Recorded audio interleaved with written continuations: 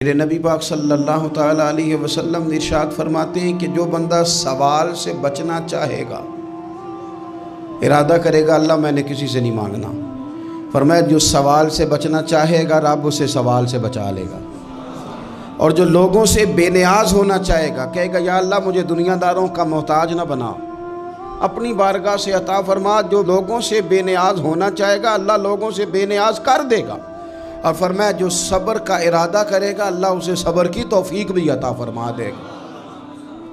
ارادہ تو کرے، پروگرام تو بنائے، توفیق تو اللہ دے گا۔ جو صبر کا ارادہ کرے گا اللہ صبر کی توفیق بھی عطا کر دے گا۔ اور حضور صلی اللہ تعالیٰ علیہ وسلم فرمانے لگے یاد رکھو کسی بندے کو جو بہترین تحفہ دیا گیا ہے نا، اگر کسی کو کوئی بہترین عطیہ ملا ہے تو پھر اللہ تعالیٰ نے اسے صبر عطا فرمایا ہے۔ یہ بہترین تحفہ ہے، اس سے زندگی سنور جاتی ہے، اس سے انسان باوقار اور مطمئن ہو جاتا ہے، اس سے اس کے شب و روز آسانی سے بیتتے ہیں، وہ دنیا کی پگڈنڈیوں سے آسانی سے گزر کے اللہ کی بارگاہ عالی مرتبت میں سرخرو ہو کر حاضر ہو جاتا ہے۔ لیکن اگر بے حوصلہ ہو، صبر نہ ہو، پھر نقصان روز بروز بڑھتا ہے۔ اور پھر میرے رسول پاک صلی اللہ تعالیٰ علیہ وسلم ارشاد فرماتے ہیں کہ اصل بات یہ ہے کہ اللہ تعالیٰ نہ کسی بندے کا درجہ بلند کرنے کا ارادہ فرماتا ہے، لیکن اس کے اعمال اس طرح کے نہیں ہوتے کہ اس کا درجہ بلند کیا جائے۔ اب رب کیا کرتا ہے، اللہ تعالیٰ اس کو مال کی، جان کی، اولاد کی کسی مشکل میں ڈال دیتا ہے، اس مصیبت پر وہ بندہ صبر کرتا ہے تو اللہ تعالیٰ اس کا درجہ بلند فرما دیتا ہے۔ اعمال اس قابل نہیں تھے کہ درجات بلند ہوں، وہ اعمال کی بنیاد پر نہیں کر سکتا تھا تو اللہ نے کسی مشکل میں ڈال کے نہ اپنے فضل سے درجہ بلند کر دیا۔ اب جو راہ طریقت کا مسافر تھا، جو سلوک کی منازل طے کر رہا تھا، جو اللہ رسول کے قریب جانے چاہ رہا تھا، اس کے لیے کتنی آسانی ہو گئی کہ مجاہدہ تو زیادہ نہ کر سکا، کثرت سے نفلی صوم و صلات کا بندوبست تو نہ کر سکا، تھوڑا سا صبر کیا، رب نے اپنا اور اپنے محبوب کا قرب عطا فرما دیا۔ تو یہ تو آپ صبر کرنے کے لیے جب نکلے ہیں تو آپ نے تو رب رسول کو پا لیا۔ یہ صبر تو وہ والا سفر ہے جس کی جو منزل ہے وہ اللہ رسول کا قرب ہے۔ ہم لوگ تھوڑی تھوڑی باتوں میں حوصلہ ہار جاتے ہیں، صبر چھوڑ جاتے ہیں، پریشانی بڑھ جاتی ہے، پتہ نہیں ایسے محسوس ہوتا ہے کہ جیسے یہی بندہ دنیا کا سب سے دکھی بندہ ہے۔ تو ایک تو یہ کہ ذاتی حیثیت سے صبر کرے، ایک یہ کہ پھر دشمن کا جب مقابلہ ہو، آمن نصبرو و صابرو، آپ کا جب مقابلہ سامنے کسی کے ساتھ ہو تو پھر تیر، تلواریں، اسلحہ، بندوقیں یہ نہیں زیادہ لڑتی، میدانوں میں حوصلے لڑتے ہیں، میدانوں میں صبر لڑتا ہے، میدانوں کے اندر توانائیاں لڑتی ہیں۔ میدان کربلا کے اندر کوئی مقابلہ نہیں تھا تیر کا تیر کے ساتھ، تلوار کا تلوار کے ساتھ کوئی مقابلہ نہیں تھا۔ میدان کربلا کے اندر ظلم کا صبر سے مقابلہ تھا، فتح کے ڈنکے یزید نے بجائے تھے، جشن ابن زیاد نے منایا تھا، لیکن قیامت تک اللہ نے جو فتح عطا فرمائی ہے تو وہ حسین ابن علی کے صبر کو عطا فرمائی، وہ سیدنا امام علی مقام کے صبر کو ملی۔ عزیز بھائی، صبر ہی ہمیشہ فاتح ہوتا ہے، صبر ہی جیتا کرتا ہے، صبر ہی کامیابیاں دیتا ہے، نتیجے صبر کے نکلتے ہیں، صبر کے حوصلے کے نتیجے ہوتے ہیں۔ ہماری جلد بازی ہمیں شکست خوردہ کر دے گی، ہمارا حوصلہ نہ ہونا ہمیں ہرا دے گا، ہم کمزور پڑ جائیں گے اگر ہم بے حوصلہ ہو جائیں گے۔ سنو میرے نبی پاک علیہ السلام نے تربیت کی، حضور اپنی امت کو درس دیتے ہیں، حضور فرماتے ہیں پہلے تو کوشش ہی نہ کرو کہ تمہاری دشمن سے لڑائی ہو، اس چکر میں ہی نہ پڑو کہ لڑائی ہو۔ مسلمان امن والے ہیں، یہ پرامن لوگ ہیں، یہ امن پسند ہیں، یہ داعی امن ہیں، یہ معاشرے میں مومن ہونا امن کی علامت ہے۔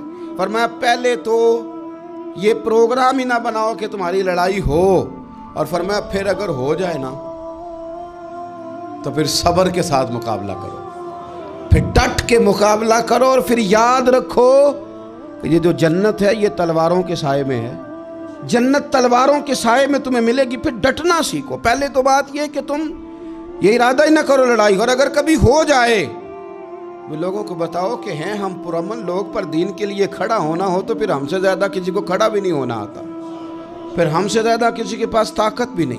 हज़रत मौला अली शेर खुदा रज़ी अल्लाह ताला अन्हु के ज़माने में कुफर के साथ एक जंग हो रही थी, तो काफिरों ने ना जासूस भेजे कि यार पता तो करो मुसलमानों की तैयारी किस तरह की है। तो जासूस वापस जाके कहने लगा समझ कोई नहीं आई उनकी, वो तो राहब किस्म के लोग हैं, सूफी किस्म के लोग हैं, वो तो कटे हुए हैं दुनिया से, मुसल्लों पे बैठ जाते हैं, रात को तो लगता है दुनिया से ताल्लुक़ ही कोई नहीं, लेकिन सवेरे उठ के मैदान में तलवार लेके निकलते हैं तो लगता है इनसे बड़ा मुजाहिद ही कोई नहीं।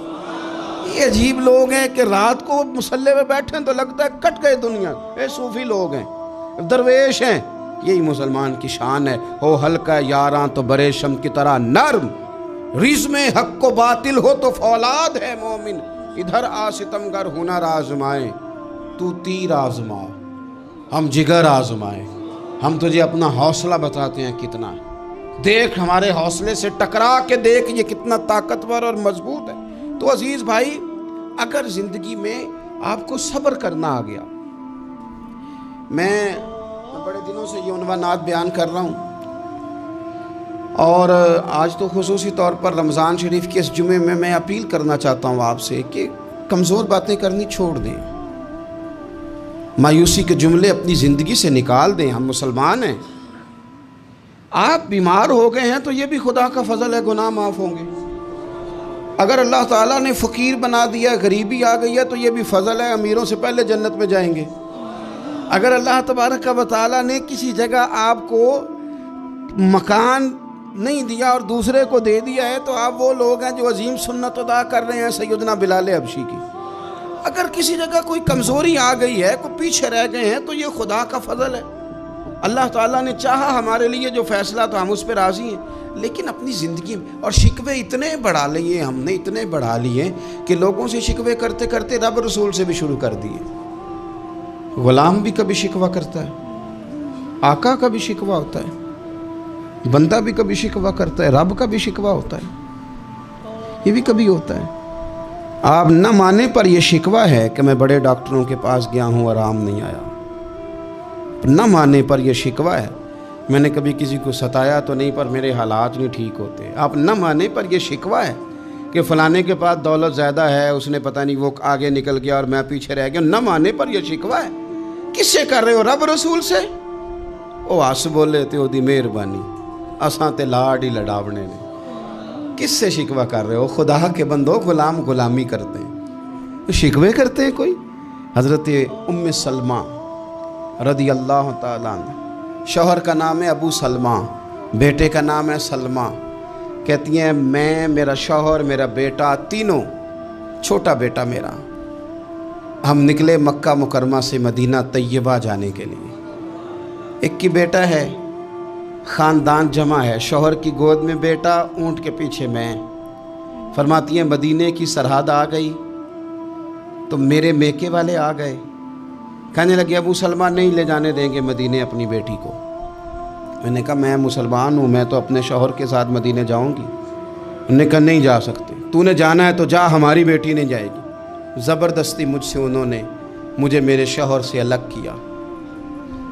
कहती हैं फिर मेरे शौहर के कबीले वाले आ गए, वो कहने लगे अगर तुम अपनी बेटी को नहीं ना जाने देते तो ये जो हमारा पोता है ये हमारी नस्ल है, तुम्हारा नहीं, इसे हम नहीं जाने देंगे। वो बच्चा अपनी तरफ खींचते थे, मैं अपनी तरफ खींचती थी, मदीने की सरहद पे। ये झगड़ा ज़मीन के लिए नहीं हो रहा, मकान के लिए नहीं हो रहा, हुजूर के मदीने जाने के लिए हो रहा, हुजूर के मदीने जाने के लिए हो रहा, मदीने जाने के लिए हो रहा। लंघ कई महीने ते बरस गए ते तेरी दीद नू दीदे ही तरस गए। उन्होंने बच्चा खींचा, मैंने अपनी तरफ खींचा, मेरे बच्चे का बाजू उतर गया। फरमाती हैं मेरे शौहर मदीने चले गए, बेटा मेरा मेरे ससुराल वाले ले गए, मुझे मेके वाले ले गए। आज भी कुछ सियाने बंदे कहते हैं इसको निकाल दो और बच्चे छीन लो। उनका भी ख्याल था कि बेटा ले जाएंगे ना तो अबू सलमा भी मदीने से वापस आ जाएगा, ये भी वापस आ जाएगी। और यार اتنا بڑا بھی ظالم کوئی نہیں ہوگا جو ماں باپ سے بچے جدا کرے۔ فرماتی ہیں کہ وہ لے گئے چھین کے، میں کے چلی گئی، لوگ روٹی کھاتے تھے، میرے حلق سے نہیں گزرتی تھی، زمانہ سویا کرتا تھا، میں سو نہیں پاتی تھی، بیٹا کہاں، شوہر کہاں، میں کہاں۔ ام سلمہ کتنی دیر تکلیف کاٹی؟ جناب ام سلمہ کہنے لگی لوگوں 1-2 دن نہیں، پورا سال بیت گیا، پورا سال، پر جے سونا ہی میرے دکھ وچ راضی، جے سونا ہی مارو مینو مار مکاؤ، میں کوئی عذر نہ پیش لے آواں، او جے سونا ہی میرے دکھ وچ راضی، پھر سکھ نو چلے ڈاواں۔ فرمایا سال بیت گیا، لوگ صبح اٹھ کے کام کاج پہ لگ جاتے، کپڑے بدلتے، ڈیوٹیاں کرتے، اور میں سویرے اٹھ کے اس جگہ آ جاتی جہاں میرا شوہر اور میرا بیٹا بچھڑا تھا۔ میں سارا دن روتی، آہوزاری کرتی، حضور کے مدینے کی طرف منہ کر کے میں تڑپتی۔ سال بیت گیا، سال، ایک ہفتہ نہیں نکلتا بچوں کے بغیر۔ بڑے بڑے سیانے لوگ پردیس جاتے ہیں تو بچوں کی فوٹو دیکھ دیکھ کے روتے ہیں، لیکن کہتی ہیں ماں تھی، بیٹا بچھڑا اور پھر بیٹا بیمار ہو اور ماں سے جدا ہو، کتنی تکلیف کا منظر ہے۔ آپ فرماتی ہیں کہ 1 سال بیت گیا اور میں نے کسی کی منت نہیں کی، میں نے کوئی شکوہ نہیں کیا، اس لیے کہ جس حال میں رب و رسول رکھے، یہ حوصلہ، یہ صبر، یہ توانائی۔ 1 سال کے بعد میرے چچا کا بیٹا میرے پاس سے گزرا، تڑپتے دیکھ کر کہنے لگا میری بہن تو سارا دن روتی رہتی ہے۔ تو میں نے کہا بھائی تمہیں کیا بتاؤں، اس کا شوہر چلا جائے، بیٹا جدا ہو جائے، وہ کیا کرے گی؟ فرماتے اس نے جا کے میرے باپ سے، اپنے والد سے، میرے خاندان والوں سے کہا اس کی سزا کب ختم ہوگی؟ اس غریبنی کا قصور یہ ہے کہ یہ مدینے والے کا کلمہ پڑھتی ہے، اس کی غلطی یہ ہے کہ یہ مسلمان ہو گئی ہے، دین حق قبول کر لیا ہے، کیوں نہیں تم خیال کرتے؟ کہتے ان کے دل نرم ہوئے، وہ رضامند ہوئے مجھے مدینے جانے پہ۔ پھر اس نے کوشش کی، میرے سسرال پیغام بھیجے، کب بس کرو، اور بچہ تو چڑیا کا جدا ہو جائے تو وہ تڑپا کرتی ہے، اور تم نے ایک جیتی جاگتی ماں کا بیٹا جدا کیا ہے۔ وہ بھی نرم ہوئے، رب نے اسباب بنائے، میرا بیٹا مجھے ملا۔ کہنے لگے تو رہ جا، میں نے کہا نہیں، تم مسلمان نہیں ہو، تمہیں پتہ نہیں نا، میں یہاں نہیں رہ سکتی، مجھے مدینہ ہی جانا ہے۔ اکیلی اتنا سفر، جنگلوں کا رستہ، پہاڑی رستہ طے کر لو گی؟ میں نے کہا میں کر لوں گی۔ جنہوں ویک کے ٹھر دیاں اکھیاں نے تو جنہوں ویک کے ٹھر دا سینہ ہے، ربا تیری ساری خدائی ایک کی شہر مدینہ ہے۔ کہتی میں اونٹ پہ بیٹھی، بیٹا میں نے گود میں بٹھا لیا، میں سفر کرنے لگی، پر دل میں کھٹکا تھا کہ اتنا لمبا سفر، بیٹا چھوٹا ہے، کیسے کروں گی؟ کہتے مجھے عثمان بن طلحہ مل گئے، کہنے لگے کہاں جا رہی ہو بہن؟ میں نے کہا مدینے۔ کہنے لگے اکیلے جاؤ گی؟ میں نے کہا جانا تو ہے نا، کوئی ساتھ چلے نہ چلے پر شہر رسول تو جانا ہے نا۔ آپ فرماتی ہیں میں نے عثمان بن طلحہ سے نیک بندہ کوئی نہیں دیکھا، میرے اونٹ کی لگام تھام لی۔ جب مجھے اونٹ پہ بٹھاتے تھے نا، اونٹ بٹھا کے چلے جاتے تھے، میں بیٹھ جاتی تھی تو آ کے لگام تھامتے تھے۔ جب کہیں مجھے اتارتے تھے تو اونٹ بٹھا کے چلے جاتے تھے، میں اتر جاتی تھی تو اونٹ کو باندھتے تھے۔ سونا ہوتا تھا تو اونٹ بٹھا دیتے، میں اتر جاتی، وہ دور جا کے لیٹ جاتے۔ فرماتی تھی پھر میرے لیے میرے رب نے اسباب پیدا کیے اور میں مدینہ پہنچی، میں شوہر سے ملی، اور لوگوں میرے نصیب دیکھو، میں رہنے کہاں لگی؟ حضور کے مدینے میں، شہر رسول میں، شہر رہ پائے نظر ہوش میں آ، یہ کوہ نبی ہے، میں حضور کے حرم کی زمین اور قدم رکھ کے چلنا۔ ارے سر کا موقع ہے او جانے والے، مدینے کے خطے خدا تجھ کو رکھے، غریبوں فقیروں کے ٹھہرانے والے۔ کہتی ہے میں وہاں بسنے لگی۔ آپ فرماتی ہیں مسلمانوں، شاید مجھ سے زیادہ تکلیف کسی نے نہ سہی ہو، پر دیکھو 1 سال پورا میں تکلیف میں رہی، اور جب میرا صبر سال کو پہنچا، صبر کی عمر 1 سال ہوئی، تو پھر رب نے بندوبست کیا، پھر میرے گھر والے بھی نرم ہو گئے، سسرال والے بھی نرم ہو گئے، رب نے میرے آنے جانے کے لیے ایک بندے کا بندوبست بھی فرما دیا، پھر میرا شوہر تک بھی میں پہنچ گئی، مجھے مدینہ الرسول بھی نصیب ہوا۔ 1 سال میں نے صبر کیا تھا، رب نے مجھے مستقل مدینے کا ٹھکانہ عطا فرما دیا۔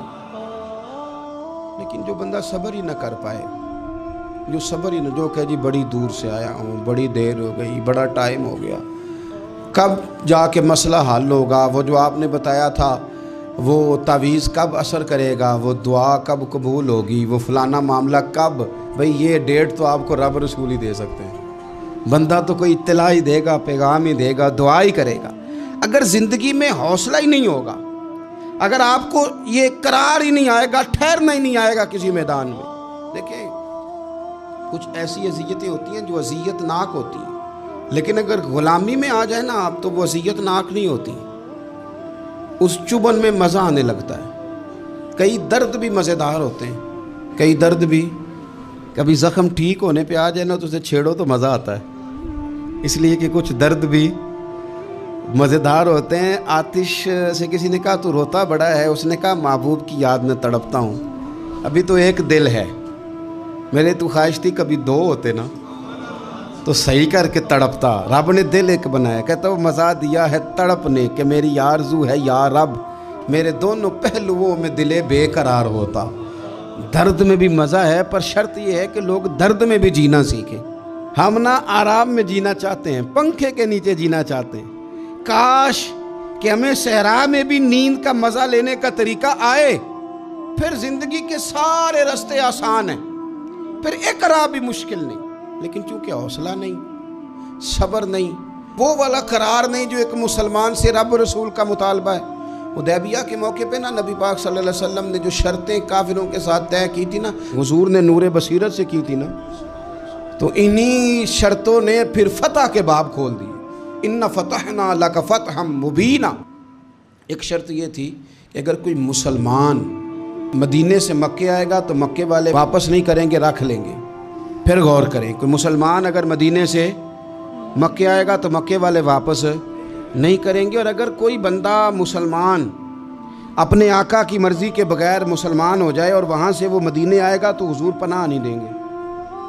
تو میرے بھائی، محبوب کی طرف سے آنے والا نہ صرف سوکھ ہی نہیں قبول کرنا چاہیے، دکھ بھی قبول کرنا چاہیے، دکھ بھی قبول کرنا چاہیے۔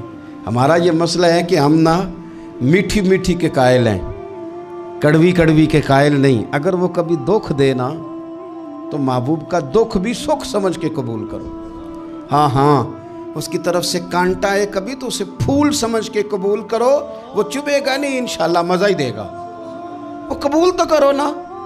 تو اب حضرت ابو بصیر رضی اللہ تعالیٰ عنہ ایک صحابی تھے، ایک تو حضرت ابو جندل رضی اللہ تعالیٰ عنہ تھے نا، تو وہ تو حدیبیہ میں آ گئے، حضور مجھے لے جائیں، تو نبی پاک نے فرمایا میں نے وعدہ کر لیا ہے، ان کو بھی حضور نے واپس بھیج دیا۔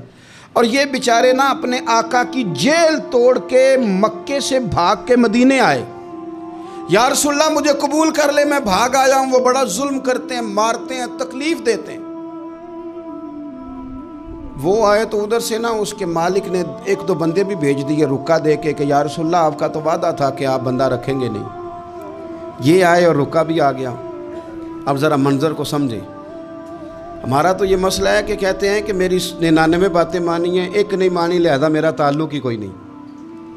لیکن یہاں کیا کیفیت ہے؟ بندہ رو رہا ہے، تڑپ رہا ہے، حضور میں مار سے بچتا ہوا آیا ہوں، جیل توڑ کے آیا ہوں، مجھے قبول کر لیں۔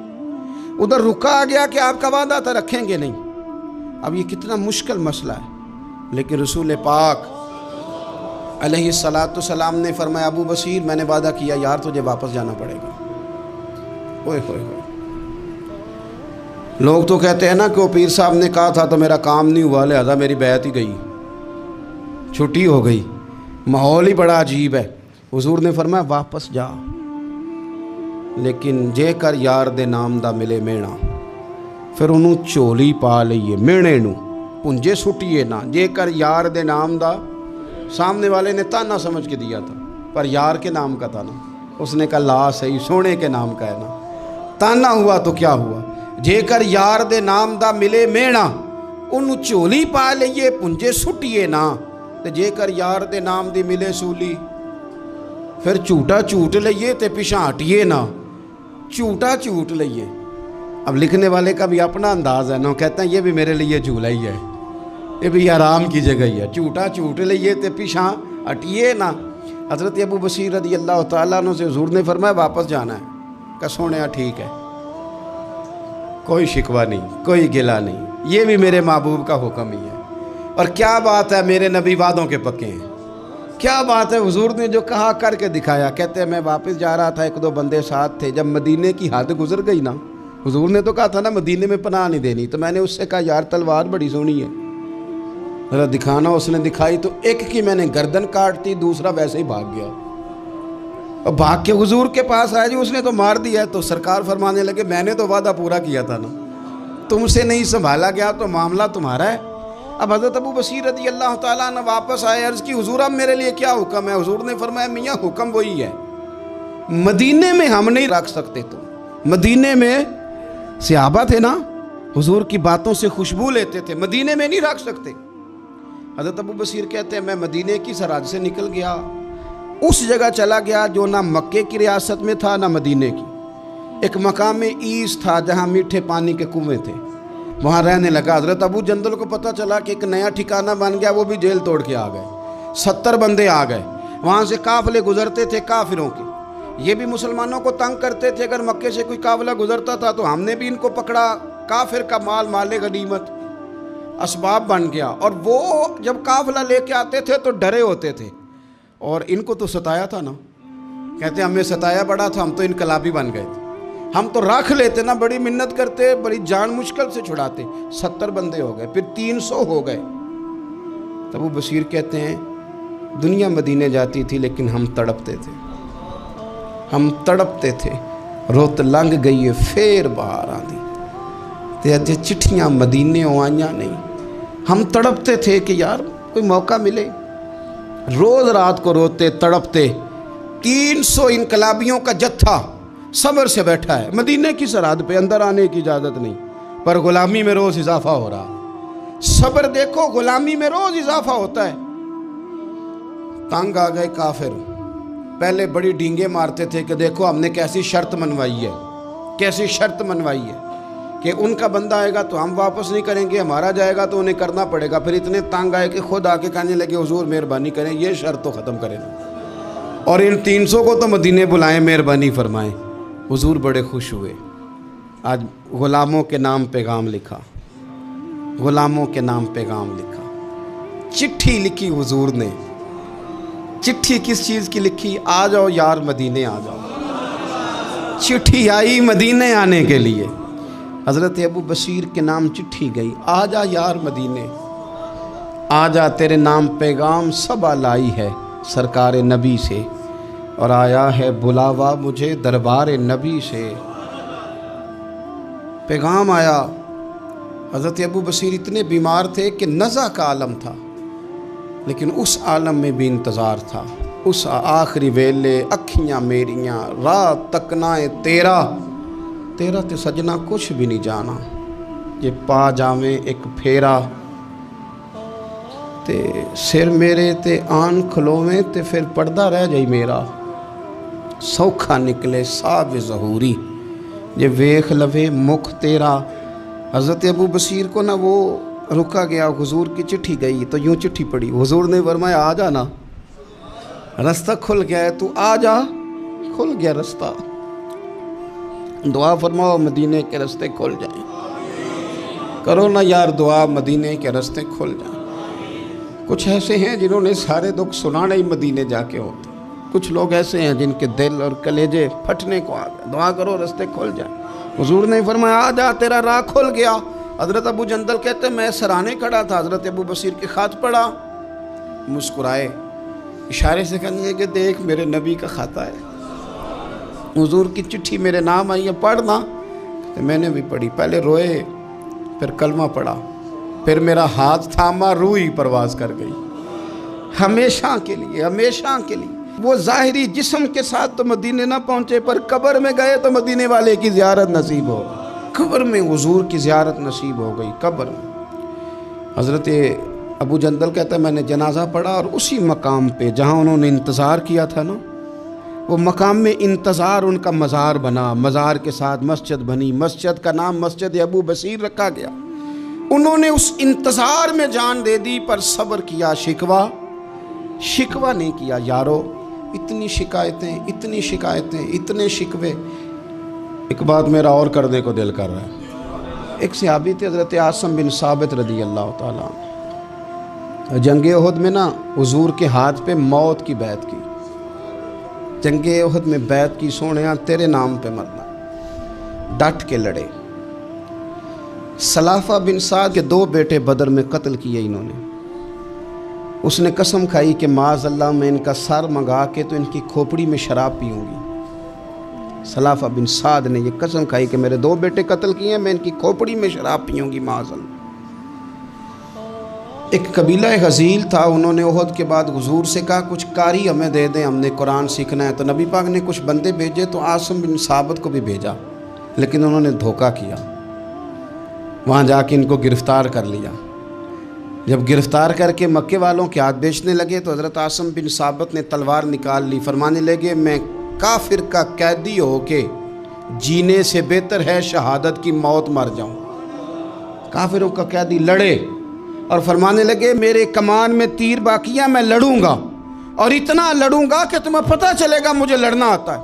اور فرمایا میں صبر کروں گا اور صبر کر کے دکھاؤں گا. میں ڈٹوں گا اور تمہیں ڈٹ کے. اکیلا بندہ میدان میں ڈٹ گیا، اکیلا. جب تیر ختم ہو گئے تو پھر نیزہ نکال لیا. یہ بات آپ کو اس لیے سمجھا رہا ہوں کہ کچھ لوگ کہتے ہیں جی میں اکیلا کیا کروں. تو یہ آخر میں یاد رکھیں کہ صبر آپ نے کرنا ہے چاہے اکیلے بھی رہ جائیں، حوصلہ کرنا ہے چاہے اکیلے بھی رہ جائیں. اکیلے لڑے، تیر ختم ہو گئے تو نیزہ نکال لیا، خوب لڑے. اب اس نے قسم کھائی تھی کہ میں نے ان کی کھوپڑی پہ معاذ اللہ کھوپڑی منگانی ہے، سر منگانا ہے. اور یہ جو لے جا رہے تھے دھوکے کے ساتھ یہ بھی بیچنے لے جا رہے تھے. تو جب تھک گئے نا اور چاروں جانب سے جسم میں تیر پہ وسط ہو گئے تو دعا مانگی. اکیلا بندہ اور صبر کا مقام، دعا مانگی. کہا اے اللہ میں نے آخری دم تک تیرے دین کی حفاظت کی ہے، اب تو میرے جسم کی حفاظت کرنا. ان کے ہتھے نہ چڑھ جائے میرا جسم. حضرت عاصم بن ثابت رضی اللہ تعالیٰ عنہ شہید ہو گئے. کافر قریب گئے جسم پکڑنے کے لیے، گرفتار کرنے کے لیے، سر کاٹنے کے لیے، تو شہد کی مکھیاں آ گئیں، پورے جسم پہ قبضہ کر لیا. قریب جاتے تو مکھیاں لڑتی.